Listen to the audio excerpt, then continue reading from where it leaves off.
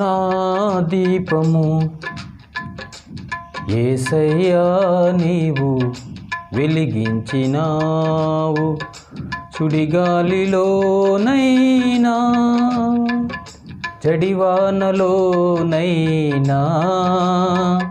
ఆరిపోదులే నీవు వెలిగించిన దీపము.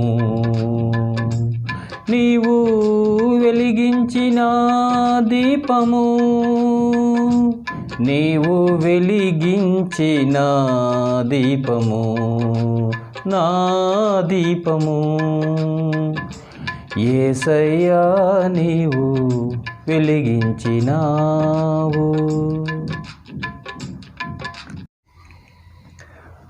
మన ప్రభువు అయిన యేసుక్రీస్తు శక్తిగల నామములో మీ అందరికీ వందనాలు, దేవునికి స్తోత్రాలు.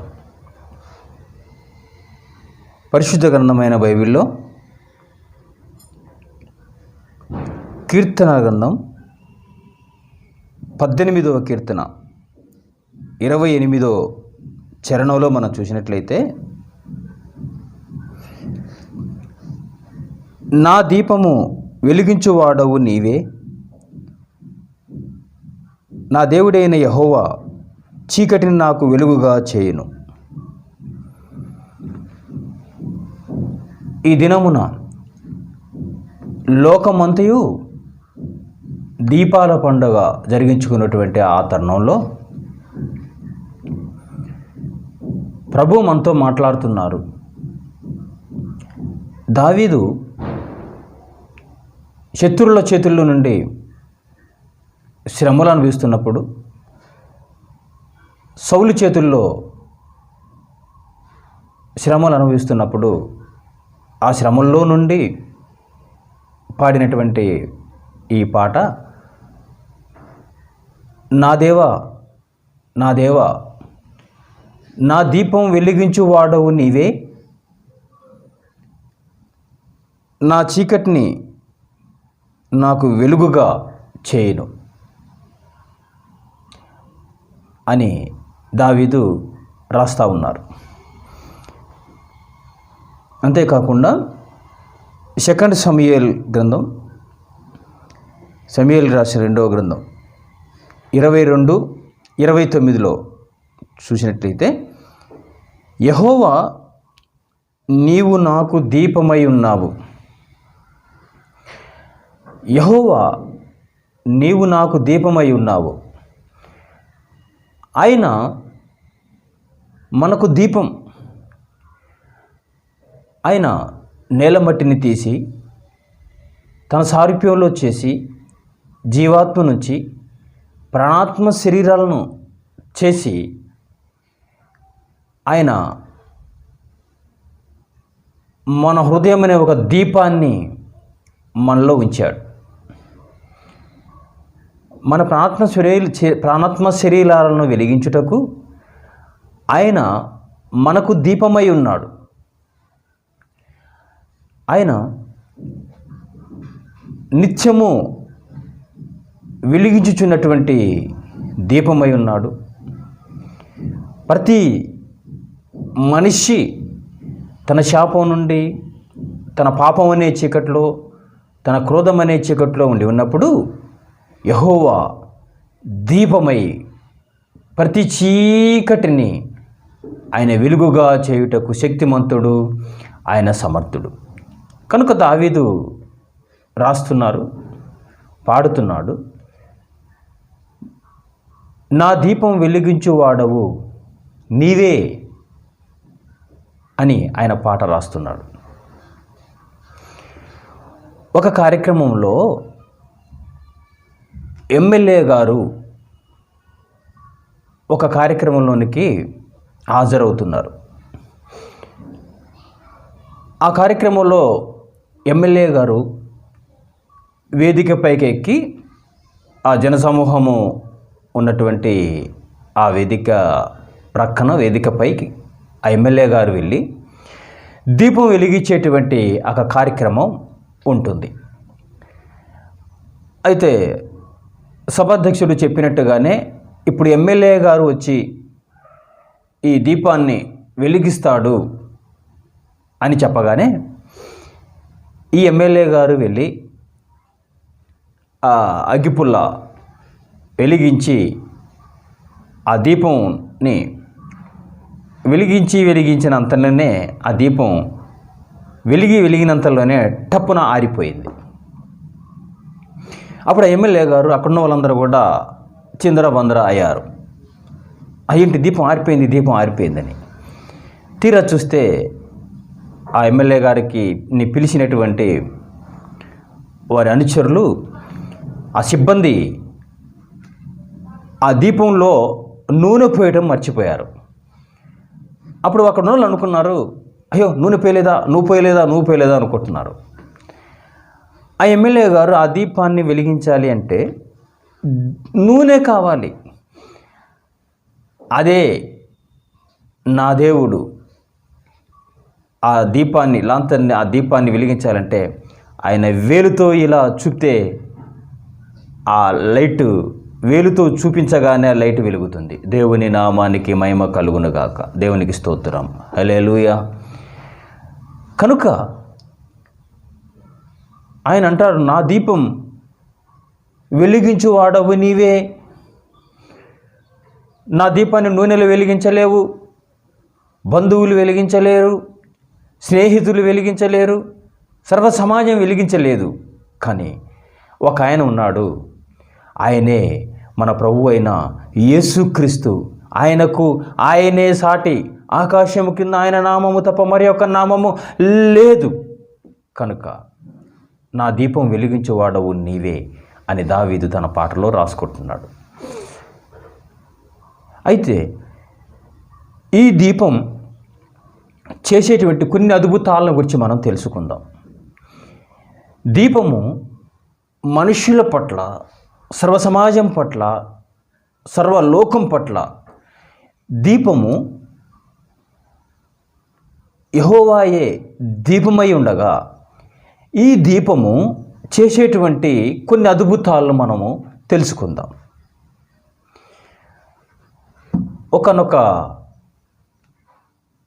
సమయంలో 2 దేశాల మధ్య భీకరమైన యుద్ధము జరుగుతుంది. 2 దేశాల మధ్య భీకరమైన యుద్ధం జరుగుతున్నప్పుడు విమానాల ద్వారా, యుద్ధ విమానాలు వెళ్ళి బాంబులు మరో దేశంపై కురిపించినటువంటి ఆ పరిస్థితులు. ఆ టైంలో ఆ యుద్ధ విమానాలు ఒక్కొక్క బాంబు విసురుతూ ఉంటే వెనుదిరిగిన చూసిన పైలట్లు మతి స్థిమితం కోల్పోయి పిచ్చివాళ్ళగా మారినటువంటి ఆ పరిస్థితి. 2 దేశాల మధ్య యుద్ధం జరుగుతున్నటువంటి ఆ పరిస్థితుల్లో యువతల దేశం వారు ఆ షిప్లో, ఒక సముద్రంలో షిప్, ఒక పెద్ద షిప్, విమానాలు ల్యాండ్ కావడానికి ఒక షిప్ ఉండగా యుద్ధ విమానాలన్నీ కూడా ఆ షిప్లో ల్యాండ్ అవుతాయి. ఉదయం వెళ్ళేసి ఆ బాంబుల వర్షం కురిపించి ధ్వంసాలు చేసేసి మళ్ళీ నైట్ 10 to 12 వరకు వచ్చేసి ల్యాండ్ అవుతాయి. ఒకరోజు విమానాలన్నీ వెళ్ళిపోయాయి, ఉదయకాలం అన్నీ వెళ్ళిపోయాయి. వెళ్ళిపోయిన తర్వాత ఈ నైట్ 10 నుంచి 12 వరకు అన్ని విమానాలు ఆ షిప్లో ల్యాండ్ అయ్యాయి. అయితే ల్యాండ్ అయిన తర్వాత అక్కడ ఉన్నటువంటి ఒక అధికారి అన్ని ల్యాండ్ కాగానే ఆ షిప్లో లైటింగ్స్ ఆఫ్ చేస్తారు. ఆ షిప్లోని లైటింగ్ ఆఫ్ చేస్తారు.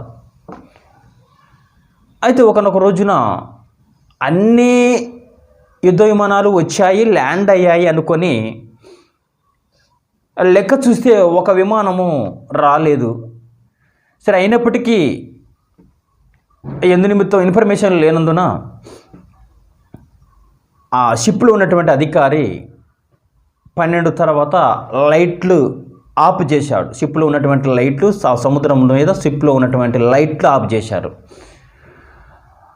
ఆ తర్వాత కొన్ని గంటల తర్వాత ఆ మిస్ అయినటువంటి ఆ యుద్ధ విమానం ఆ ప్రాంతానికి ఆలస్యంగా చేరుకోగా షిప్లో ఉన్నటువంటి దీపాలన్నీ లైట్స్ ఆర్పివేయడం జరిగింది. అప్పుడు లేటుగా వచ్చినటువంటి ఈ యుద్ధ విమానం ఆ పైలట్కి ఆ షిప్లో వెళ్ళటానికి వెలుతురు లేక సిగ్నల్ వెళ్ళటానికి వెలుతురు లేక ఆ షిప్కు 10 కిలోమీటర్ల దూరంలో చక్కర్లు కొడుతూ ఉంది.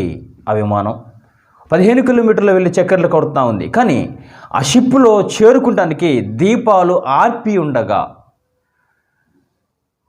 ఆ యుద్ధ విమానం దిగి ల్యాండ్ అవటానికి, గమ్యస్థానం చేరటానికి దానికి అర్హత కోల్పోయింది. కనుక ఎక్కడో చక్కర్లు కొడుతుంటే ఆ శబ్దాన్ని విన్నటువంటి ఆ షిప్లో ఉన్నటువంటి ఒక అధికారి ఆ శబ్దాన్ని విని ఎమ్మటే ఆ షిప్లో ఉన్నటువంటి లైట్లన్నీ ఆన్ చేశాడు. ఆన్ చేయగానే ఆ లైటింగ్ తెలుసుకున్నటువంటి ఆ యుద్ధ విమానం వచ్చేసి ఆ షిప్లోనికి ల్యాండ్ అవ్వటం జరిగింది. నా ప్రియమైన దేవుని ప్రజలారా, దీపము గమ్యం తెలియనటువంటి ఆ యుద్ధ విమానానికి గమ్యం తెలవాలంటే దీపం లైట్స్ ఆన్ చేసిన తర్వాత దానికి గమ్యస్థానం కనిపించింది. కనుక దీపము ప్రతి మనుష్యునికి గమ్యస్థానాన్ని తెలియజేస్తుంది. దీపము దారిని ఏ స్థితిలో ఏ పరిస్థితిలో నడుస్తున్నారో మానవ జాతి కనుక ఏ గమ్యస్థానంలో చేరాలో ఆ గమ్యస్థానానికి చేస్తుంది దీపం. దేవుని నామానికి మహిమ కలుగునుగాక. దావీదు భక్తుడు రాస్తున్నాడు, నా దేవా నా దేవా నా దీపం వెలిగించువాడవు నీవే, చీకటిని నన్ను నాకు వెలుగుగా మార్చిన్నావు. దేవునికి స్తోత్రం. హల్లెలూయా.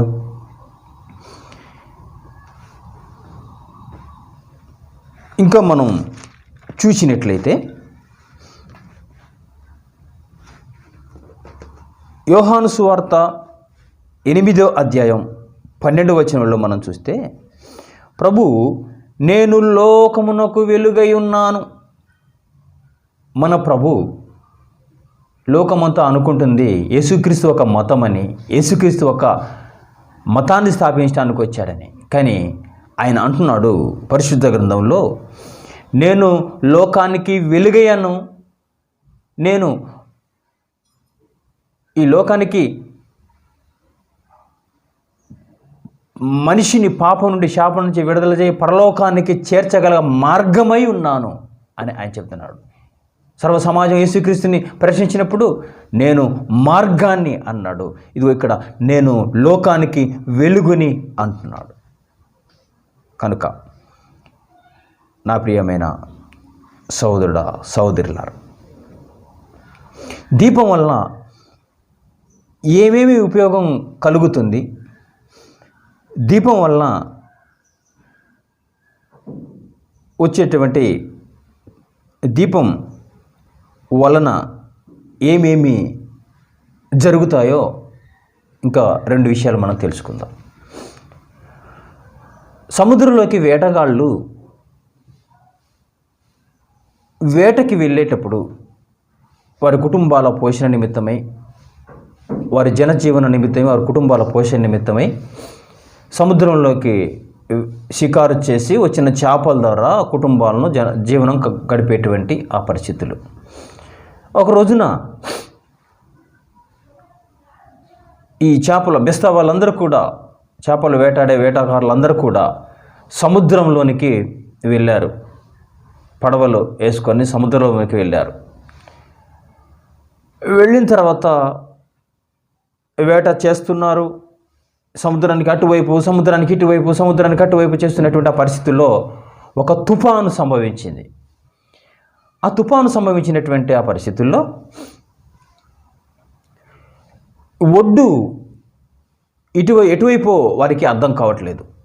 ఇక మనం చేపల షికారు చేసింది చాలు, తుఫాను విషమించిపోతుంది కనుక మనం దరికి వెళ్ళాలి అని నిశ్చయించుకొని వారు దరికి వద్దామని ప్రయత్నం చేస్తున్నారు. కానీ వారికి దరి కనిపించటం లేదు. కనుక వారు ఇదే దరి అనుకొని వారు వారి పడవలను నడుపుకుంటూ ముందుకు వస్తున్నారు, కానీ అది దరి కాదు. ప్రవాహముకి ఇంకా భయంకరమైన ప్రవాహంలోనికి వాళ్ళు వెళ్ళిపోతూ ఉన్నారు. జరిగిన విషయం ఏంటంటే, ఆ ప్రవాహంలో ఆ పడవలో చేపల షికారు చేస్తున్న వారందరూ కూడా ఆ ప్రవాహంలో కొట్టుకుపోయి దరి తెలవక మరింత ప్రవాహంలోనికి వెళ్ళిపోయి మునిగిపోయి చనిపోవడం జరుగుతుంది. జరిగిన విషయం ఏంటంటే, వారిలో ఒక అతను కొట్టుకొని వెళ్ళి దూకేసి ఈత కొట్టుకుంటూ ఒడ్డుకు చేరుకోవటం, సావు బతుకుల మధ్య ఒడ్డుకు చేరుకోవటం జరిగింది. అతన్ని అక్కడ ఉన్నవారు తెల్లవారు అందరూ వచ్చి ప్రశ్నించినప్పుడు, బాబు మనం ఒక్కడవే సావు బతుకుల మధ్య ఒడ్డుకు వచ్చావు కదా, నీతో పాటు ఉన్నవందరూ ఏమయ్యారు, ఏం జరిగింది అని ప్రశ్నించినప్పుడు, ఆ సావు బతుకుల మధ్య ఉన్నటువంటి ఆ వేటకారుడు అంటున్నాడు, మేము చేపలు పట్టడానికి సముద్రం మధ్యలోనికి వెళ్ళాము, తుఫాను భీకరంగా ఉంది, ఒడ్డుకు వద్దామని శత ప్రయత్నాలు చేసినప్పటికీ మాకు ఒడ్డు కనిపించలేదు. అయితే మా వారు ఇదే ఒడ్డు అనుకొని మరింత ప్రవాహంలోనికి వెళ్ళి కొట్టుపోయి చనిపోయారు. నేను దూకేసి మరొక వైపు వచ్చి ఇలా తప్పించుకున్నాను ప్రాణాలతో అని చెప్పడం జరిగింది. చివరిగా ఒకతను నాకు మాట చెప్పాడు, మేము భీకరమైన తుఫాన్లో దరి తెలవకుండా ఉన్నప్పుడు ఒడ్డున ఎవరైనా ఒక దీపము ఒక స్తంభంకి కట్టి ఉన్నట్లయితే, ఒక కర్రను బాతి ఒక దీపము నాకు చూపించినట్టయితే, దీపము ఒడ్డున కట్టి ఉన్నట్టయితే, ఆ దీపము గుర్తులతో మేము ఒడ్డుకు వచ్చి ఎవరు చనిపోకుండా ఉండేవారు అని చెప్తారు. మరుసటి రోజున ఒక పాప ఒక లాంతర్ తీసుకొని ఆ ఒడ్డుకు వచ్చి అక్కడ ఉన్నట్టు ఒక చెట్టుకు కడతా ఉంది. పాప నువ్వు ఎందుకు లాంతరు ఆ చెట్టుకు కడుతున్నావు అన్నప్పుడు, నేను కొట్టుకుపోయినటువంటి వేటకారులలో మా నాన్న కూడా ఉన్నాడు, చనిపోయాడు, కనుక దీపం లేక ఒడ్డున దరిలో దీపం లేక మా నాన్నగారు చనిపోయాడు, కనుక ఎవరైనా చనిపోవద్దు, కనుక అందుకే నేను డైలీ వచ్చి ఇక్కడ దీపాన్ని కడతాను అని చెప్పి. నా ప్రియమైన దేవుని ప్రజలారా, దీపము దరిని చూపిస్తుంది, దీపము ఒడ్డుకు చేరుస్తుంది. నీ కుటుంబ సాగరాన్ని ఈదలేక కొట్టుకుపోతున్నావా? నీ వ్యాపారం అనే సముద్రంలో ఈదలేక కొట్టుకుపోతున్నావా? ఈ లోకంలో ఆర్థిక మాంద్యమైనటువంటి సముద్రంలో నువ్వు కొట్టుకుపోయి దరి తన్నులు లేక జీవిస్తున్నావా? మరణమే శరణమని నువ్వు కోరుకుంటున్నావా? నా ప్రభు అయిన యేసుక్రీస్తు లోకానికి వెలుగు, ఆయన దీపమై ఉన్నాడు. నీ వ్యాపారంలో నుంచి చీకటిని నుంచి వెలిగించి ఒడ్డుకు చేర్చే దేవుడు నా ప్రభు అయిన యేసుక్రీస్తు. కనుక నా ప్రియమైన దేవుని ప్రజలారా, దీపము గమ్యస్థానాన్ని చేరుస్తుంది, దీపము దరి చేరుస్తుంది, ఒడ్డుకు చేరుస్తుంది. మరొక మాటను మనం తెలుసుకుందాం. మన తెలుగు రాష్ట్రాలలో ఆంధ్ర తెలంగాణ రాష్ట్రాలుగా, ఆంధ్రాలో ఎడ్ల పందాలు, కోడి పందాలు ఏ విధంగా ఉంటాయో, రాజుల కాలంలో ఒక పందెం జరిగేది. అప్పుడు ఆ రాజుగారు ఆ రాజ్యంలో ఒక పందాన్ని పెట్టేవాడు ప్రతి ఒక పండుగకి.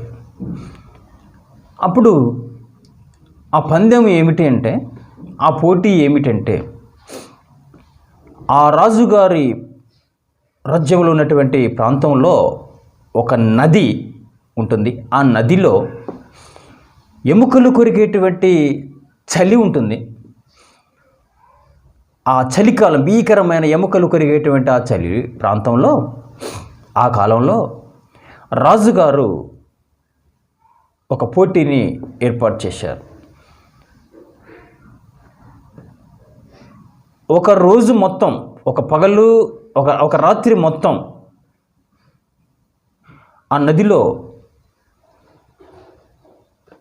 తన తల కనపడేటట్లుగా ఉండి తన బాడీ మొత్తం కూడా నీళ్ళల్లో ఉండి ఆ రాత్రి అంతయు ఎముకలు కొరికేటువంటి చలిలో తల మాత్రం బయటుంచి ఆ నదిలో బాడీ మొత్తం నదిలో మునిగి తల మాత్రమే బయట ఉండేటట్లుగా ఆ ఎముకలు కొరికేటువంటి ఆ చలిలో ఉండాలి ఆ నైట్ మొత్తం కూడా.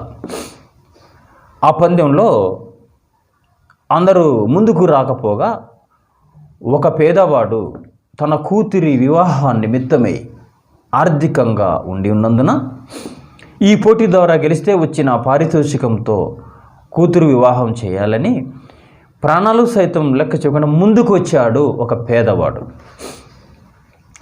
రాజుగారు పెట్టినటువంటి ఆ పోటీలో ఆ రాత్రి అంతయు ఆ చలి ఎముకలు కొరికేటువంటి చలిలో ఆ నదిలో ఉంటే బ్రతికి బట్ట కట్టుట అసాధ్యం. కారణం ఏంటంటే మరణించేటువంటి ఆ పరిస్థితి. ఎప్పుడైతే ఆ నీటిలో దిగిపోతామో తల బయటగా ఉండి బాడీ అంతా నీళ్ళలో ఉంటుందో మంచులాగా గడ్డలా కట్టిపడేసి బ్లడ్ గడ్డ కట్టేసి చనిపోతారు.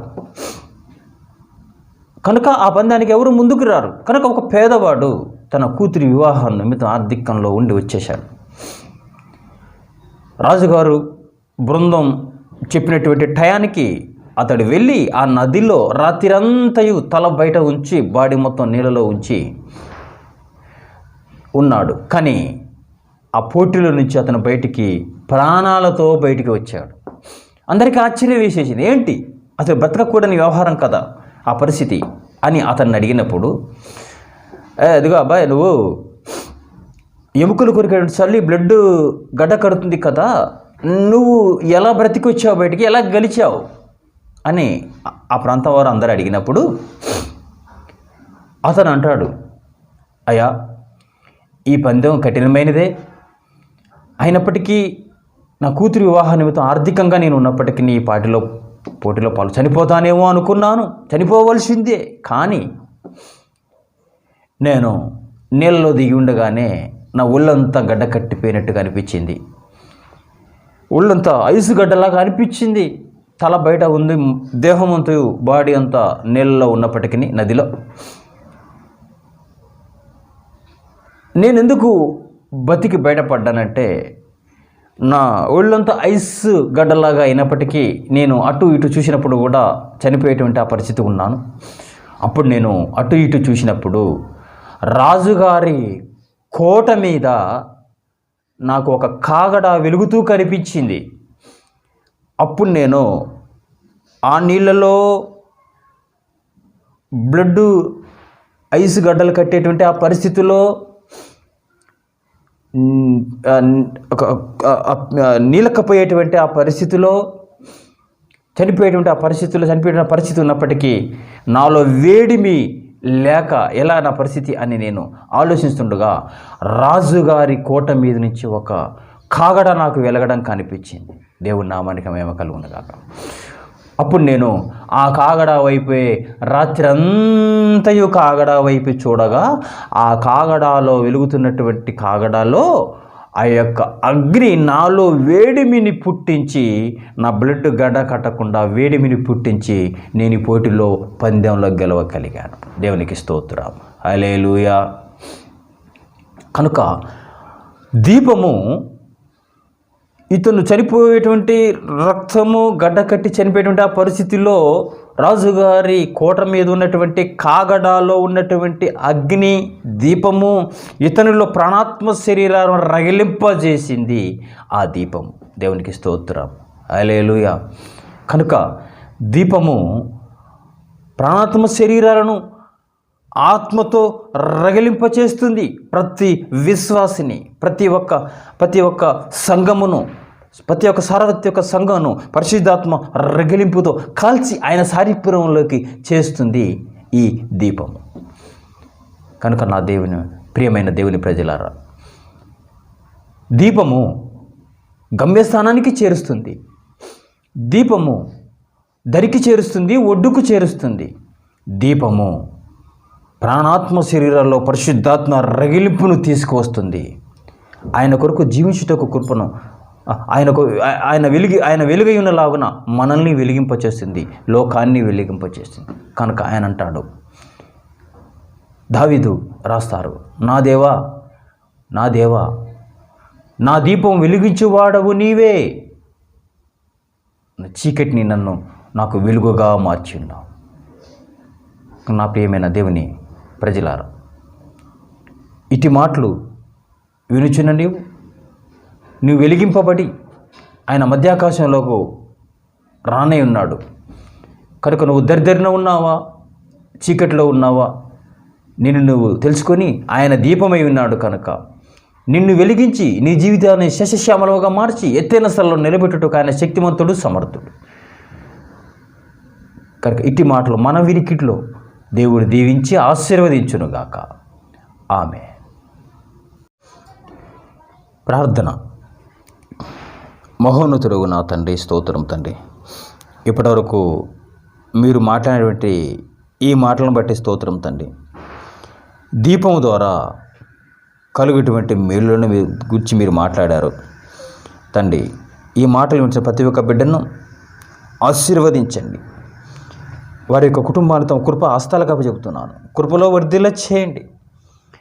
ప్రతి చీకటి నుండి అయ్యా, ప్రతి ఒక్కమైనటువంటి అయ్యా స్తోత్రం తండ్రి, నన్ను లోకమైన చీకటి నుంచి వేరు చేసి అయ్యా, ఈ మాటలు వింటున్న ప్రతి ఒక్క బిడ్డను అయ్యా తమరు వెలుగై ఉన్నారు కనుక వారిని వెలిగించండి. అయ్యా స్తోత్రం తండ్రి. తమ దాసుడు అయ్యా దావీదు, నా దీపం వెలిగించు వాడవు నీవే అని ఆయనతో రాయించారు తండ్రి ప్రభువా. అయ్యా, ఈ మాటలు వింటే ప్రతి ఒక్క బిడ్డను మీరు ఆశీర్వదించండి, ఎత్తైన స్థలంలో నిలబెట్టండి. అనేక సంఘాలు కట్టుట కృపదేచండి, సంఘాలను బలపరచండి. అయ్యా, మీరే ఘనత మహిమ ప్రభావాలు పొందమని యేసుక్రీస్తు శక్తి కలిగిన నామములో అడుగుచున్నాము తండ్రి. ఆమేన్, ఆమేన్.